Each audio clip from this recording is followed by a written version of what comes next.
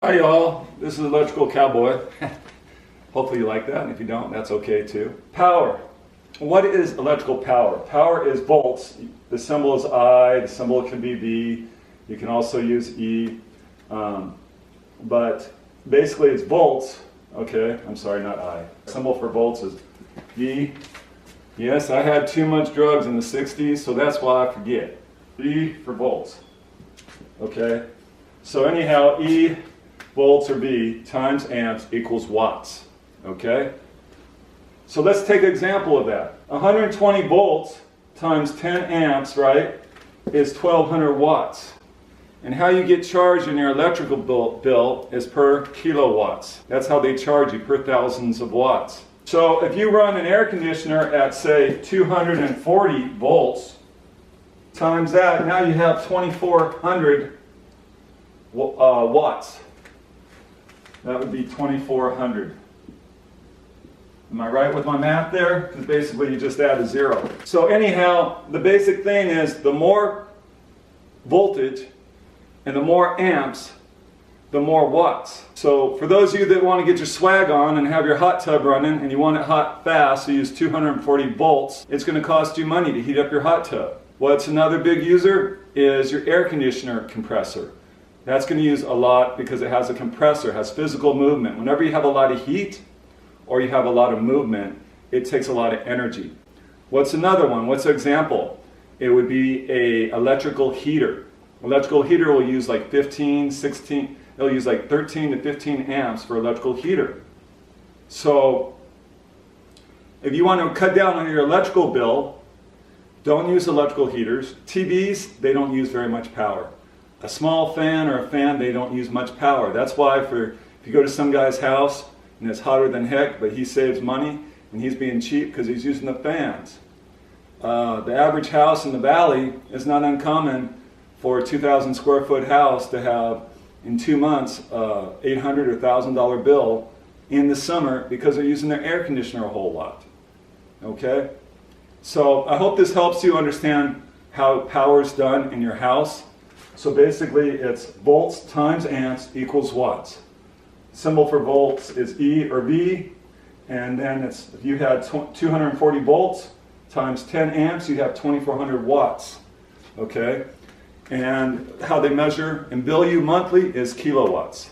How much you use per month, or water powered bi-monthly, correct?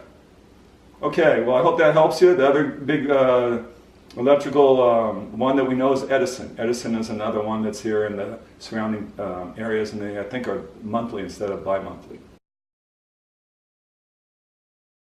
This is a 12-volt lamp for a car. Basically, one of them goes to the frame and one of them goes to a light bulb. I'm going to put both these batteries together. I think these are like 1.5 or something. So this is only going to give me around 3 volts. Remember, a car is 12.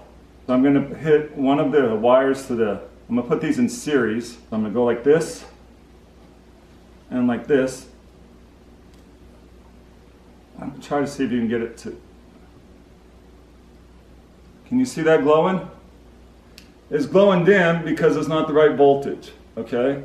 I'm acting like a switch. Open, closed. Open, closed. See it glowing? Open, closed. This is series.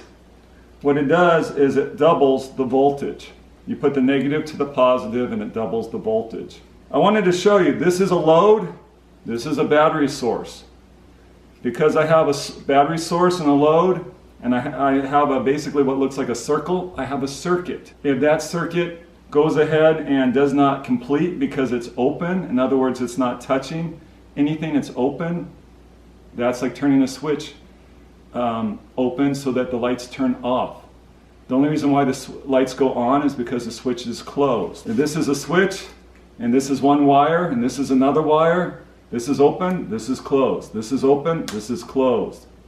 If I'm a bug and I start eating it, or say like how rats go in your attic and they eat it, and sometimes you hear them screech because they get between the neutral and the hot, and then their body becomes shocked, and sometimes in old houses you can actually hear a rat screech because it has eaten the wires. So I hope that helps you. I'd like to talk about fuses. These little things right here are new modern fuses. Now these are for a car. But there's a little teeny wire that connects this end from this end to this end. And when this fuse has too much amperage, it heats up and it burns that little squiggly thing in between them, and it just breaks it apart. And that's an open.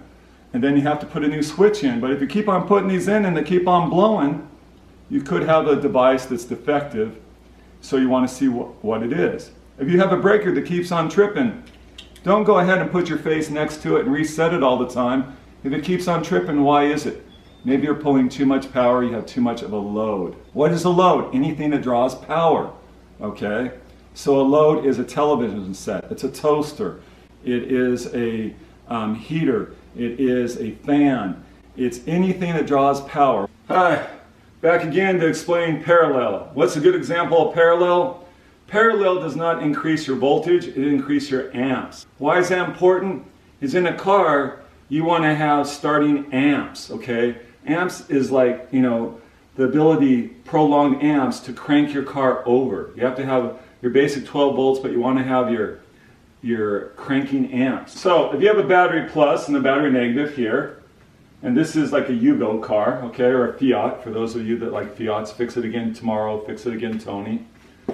This is a Ford, found on the road dead, okay? That's what Ford stands for.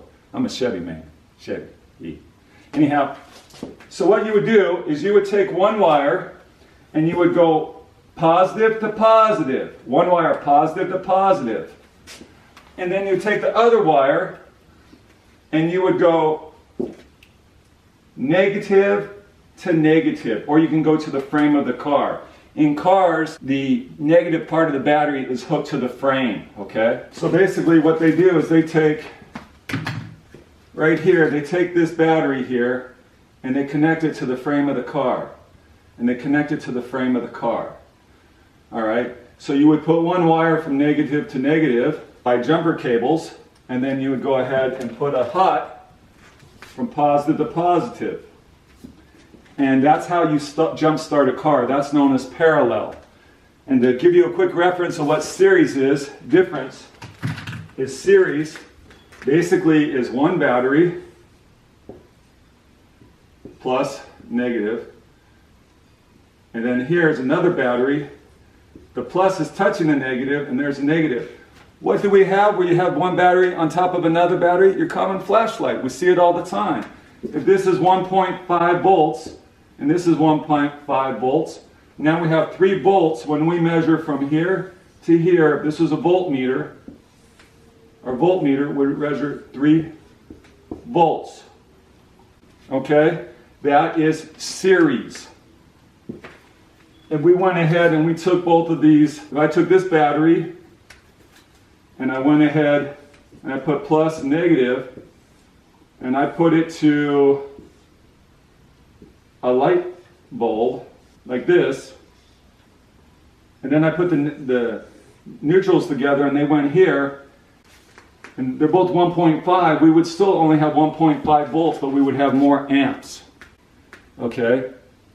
When it's going positive to negative and they're touching together, it's series. Hold on, and I'm going to give you the simplest thing I can to prove series. Negative, plus, negative.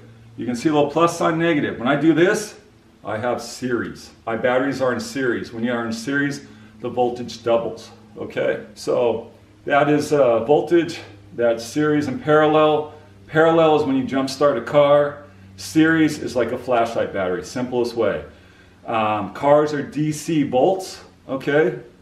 Batteries for a flashlight are DC, your house is AC. Your house runs at 120, 240, all modern homes, and that is 60 hertz, which is how fast it goes from basically the light switch to light. That's our speed, 60 hertz. What a raceway is.